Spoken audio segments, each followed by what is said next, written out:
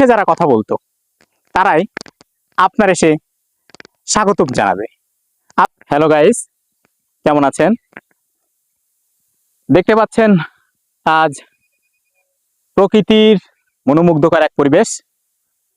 চলে আসলাম অপরূপ সন্ধ্যার যে লীলাভূমি ধান খেতে ভিডিও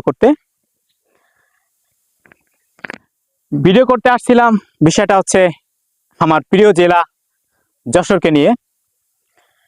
ভিডিও কন্টেন্ট যারা তৈরি করছেন আপনারা হয়তো ভাবেন যে ভিডিও করাটা হয়তো খুব সহজ, আসলে সহজ নয়। প্রতিনিয়ত অনেকটা ত্যাগ তিতিক্ষা এবং স্ট্রাগলের মাধ্যমে একটা ভালো ফল আশা করা যায়। দুই একদিনে কেউ কখনো কোনো দিনও সফলতা অর্জন করতে পারেনি।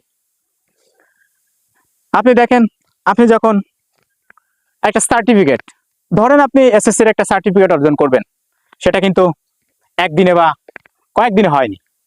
তার জন্য আপনাকে সুদীর্ঘ 10 বছর পড়াশোনা করতে হয়েছে।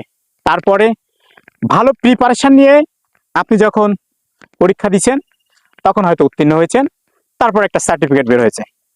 ঠিক এই কন্টেন্ট ক্রিয়েটর যারা আছেন বা কন্টেন্ট ক্রিয়েশন যাদের প্ল্যাটফর্ম হিসাবে মনে করেছেন, তাদের জন্য কিছু কথা থাকবে। আপনারা অল্পতেই হতাশ হবেন না। আপনারা হয়তো জেনে খুশি হবেন যে এখন প্রতিটা ব্যক্তিরই কন্টেন্ট মনিটাইজেশন দিচ্ছে। সুতরাং আপনি হতাশ হবেন না। আপনার যদি 200 অথবা 500-র উপরে ভিউজ থাকে, আপনারা ভিডিও চালিয়ে যান, হতাশ হবেন না। আপনি প্রথমে একটা ভিডিও ছাড়বেন, ফলোয়ার আসবে না, ভিউজ হবে না, একটা দুইটা ভিউজ হতে পারে, আবার না হতে পারে। এটার কারণে যে আপনি কন্টেন্টটাকে ছেড়ে দিবেন, এই পেশাটাকে ছেড়ে দিবেন তা না। আর একটা কথা বলবো, এই কন্টেন্ট জগৎটা অনেকটা ত্যাগের জায়গা।